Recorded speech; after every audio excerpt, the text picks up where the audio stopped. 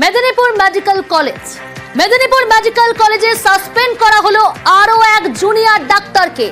চিকিৎসায় গাফিলতির অভিযোগে আগে মেদিনীপুর মেডিকেলে সাসপেন্ড 6 জুনিয়র ডাক্তার।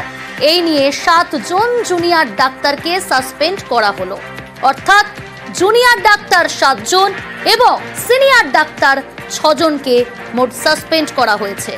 আরো ডিটেল জানাবে শোভন রয়েছে। শোভন, এর বিরুদ্ধে কি অভিযোগ? দেখো, সেই একই অভিযোগই করা হয়েছে। যে 6 জনের জুনিয়র ডাক্তারের বিরুদ্ধে অভিযোগ ছিল, সেই একই অভিযোগেই অভিযুক্ত করা হয়েছে এই আরো একজন জুনিয়র ডাক্তার, যার নাম সংযোজন করা হলো।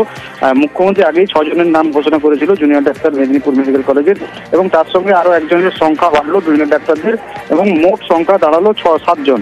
অর্থাৎ মেদিনীপুর মেডিকেল কলেজে যে প্রসূতি মৃত্যুর ঘটনার যে তদন্তে নামার পর যে কমিটি তদন্ত রিপোর্ট দেয়, সেই রিপোর্টের ভিত্তিতে কিন্তু 6 জনকে আগেই সাসপেন্ড করা হয়েছিল। একই অভিযোগে এনাকেও আবার সাসপেন্ড করা হলো। এই নিয়ে মোট 7 জন জুনিয়র ডাক্তারকে সাসপেন্ড এবং 6 জন সিনিয়র ডাক্তারকে সাসপেন্ড করা হয়েছে মেদিনীপুর মেডিকেল কলেজে।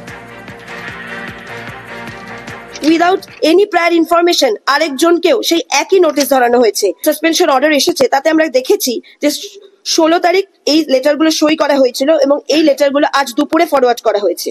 তাই প্রশাসনের কাছে আজ আমাদের অনুরোধ থাকবে যে জুনিয়র ডক্টরদের সাসপেনশন সিদ্ধান্ত পুনর্বিবেচনা ও প্রত্যাহার করার জন্য। এর প্রতিবাদে আমরা সমস্ত জুনিয়র ডক্টরসরা অবস্থান বিক্ষোভ জারি রেখেছি এবং প্রয়োজনে আমরা আরো বৃহত্তর প্রতিবাদের দিকে এগিয়ে যাওয়ার সিদ্ধান্ত নিয়েছি।